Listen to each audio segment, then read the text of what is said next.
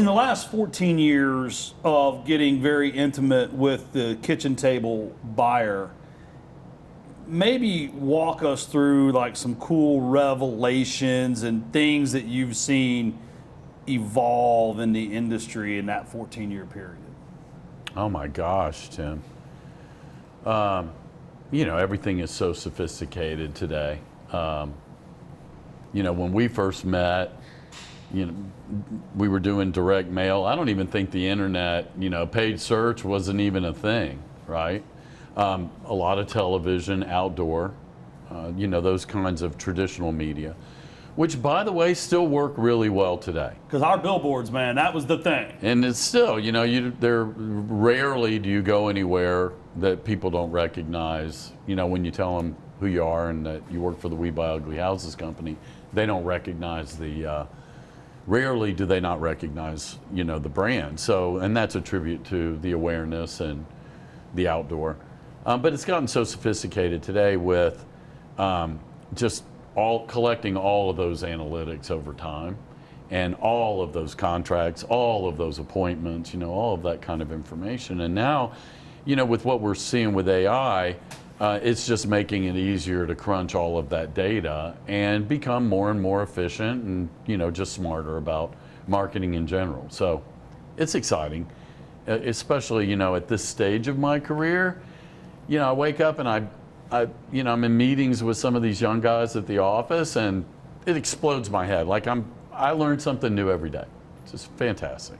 One thing that, and I don't know if this is urban legend or just something Tim told me, or if it's completely false. Probably false. But like with the billboards, like if I remember correctly, home investors would get a 30-day contract on a billboard and then do it somewhere else, taking the gamble that nobody else would come in the next month. So maybe that 30 days actually gets 90 days, but they're only paying for 30 days, and they get to that was the old spots. remnant space. Yeah, Was that a real thing? Yeah, this was back before he ran it. Like the whole thing was, if you could buy this empty board, you had to pay to put the sheet up. Right. But if they didn't resell it the next month, like a lot of times they're not going to pay somebody to come take it down. Right. And it was so funny. And I'm like answering the question that was for you. It was so funny back then because there was this old timer that would stop at intersections and write down that, he was at the corner of Redbird and Lancaster, and he could see 5 billboards at one point in time, and how dare they waste his money and all that. And the guy, Mark, the 7-Eleven hot dog guy, he was before you. He was a chief marketing guy when they had it all in-house. He was like, yeah, man, but we're paying for 2 of those, so it's good. Right. And so, yeah, that was the thing. Yeah. Remnant space. I don't know. I just thought that was cool. And Still exists today. Yeah. Yeah. Tim's got it. It's remnant space. Still a thing.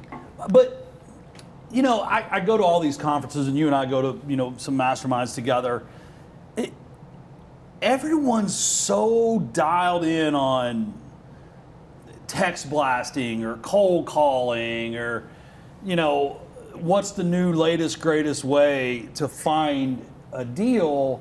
And we're not here to talk about home investors, but you buy houses, you buy some multifamily, Yep. if I'm correct. What can you share from maybe where it started with you in the real estate game and where you're at now in the real estate game, and maybe some of the things that you've learned either about like how you find the deals, how you acquire the deals, how you even look at the returns, like how have you evolved in the 10 or 15 years you've been doing this? Oh, that's a great question, Tim. I think arguably I've probably become less sophisticated over time as opposed to more sophisticated over time. And here's the why. I mean, look, with all of this time, we've had the good fortune of building a really nice rental portfolio, and everyone knows all of the benefits that go along with that. And, and lately some of the challenges that I think we've seen with our portfolios with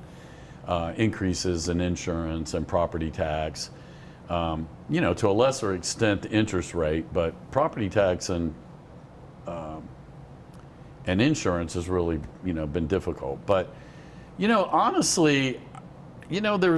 so much talk about 70% and 65% and 80% and all that. I look at it as, hey, there's a $30,000 opportunity here, or there's an $8,000 opportunity, whatever it is. I just look at what the bottom line is going to be, and can you get the deal done? Right? At the end of the day, I think most investors are here to help the customer out of a tough situation with the house. And, we just got to figure out a way to make that work for everybody.